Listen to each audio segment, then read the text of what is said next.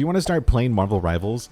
Maybe you're wanting to jump in and play with your partner, friends, or family, but you're nervous about not knowing how to play, and who knows, maybe this is even your first video game.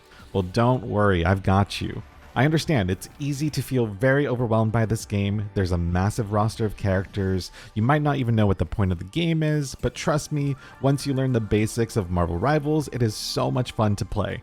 I'm going to be teaching you the bare bone basics as if you've never played a video game in your life, so you can learn how to play Marvel Rivals on your computer with ease. Marvel Rivals is free to download and play. There are optional things you can purchase, like costumes for your characters, but thankfully the game gives a lot of free stuff away, and you even get in-game currency for free over time that allows you to slowly get any outfit from the shop that you want. Before we dive in, let's break down what Marvel Rivals is in a nutshell. This is a PvP game, which means player versus player, so the people you're going against are actually being controlled by real human beings, and Marvel Rivals is a team-based hero shooter. So what does this mean? It means this is a shooting game where there are two teams made out of 6 people each, where they compete against each other. Both teams have to work together to achieve victory by using the unique weapons and abilities of the characters they're using in battle. Some characters literally use their fists, some use weapons like assault rifles and shotguns, while others use superhero powers like water, earth, fire, air.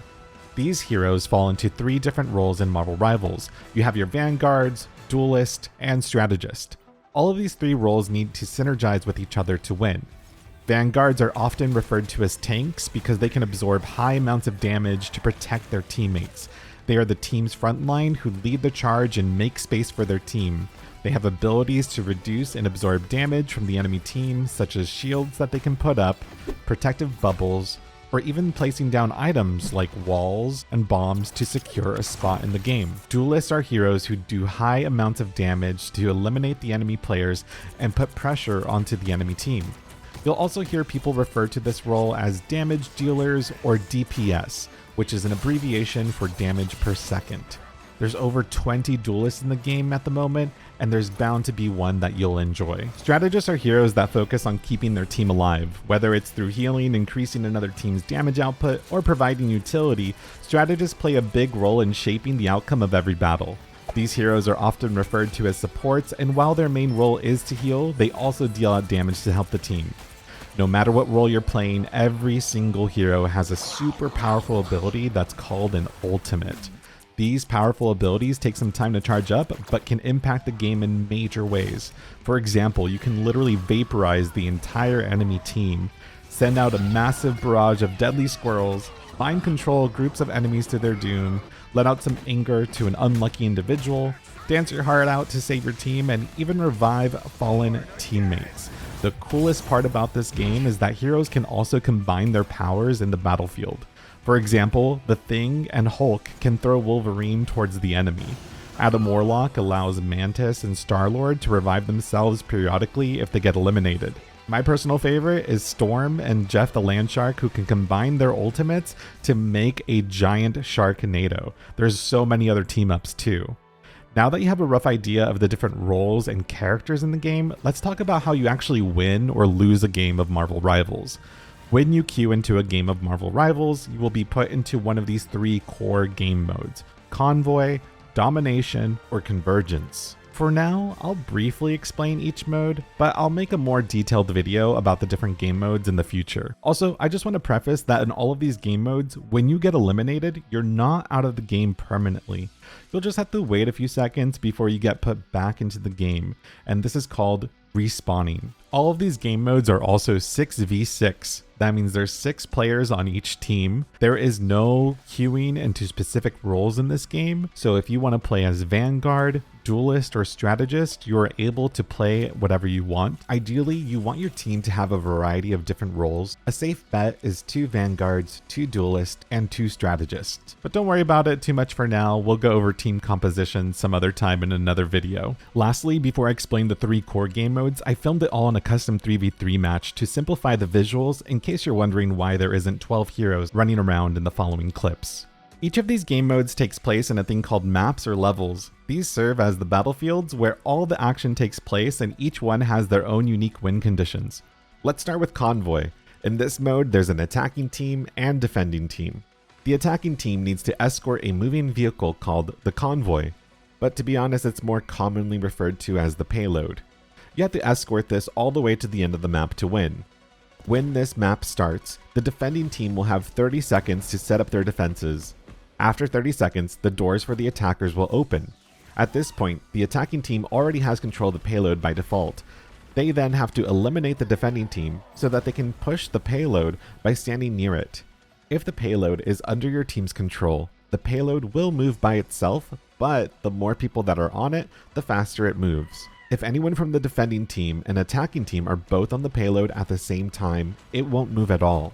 It will only move again when players from the same team are on it to take control of the payload. You can see the progress of the payload at the top center of the screen.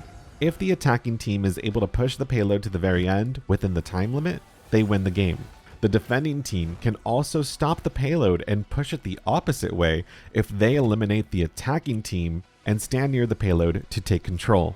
If the defending team is able to prevent the attacking team from pushing all the way to the end of the map in the allotted time, then the defending team will win instead. Let's move on to the next game mode, Domination. Even though this map looks really similar to the previous level, this is a completely new game separate from the previous map. And this also has different rules for you to win the game. Both teams are attacking and trying to hold dominion of a single point that's called the mission area. This objective's location will always be in the middle of the map you're playing in. Both teams will fight each other in the start, and the team that's left standing will stay within the mission area to take control of the point. The goal is to fill the progress bar to 100%.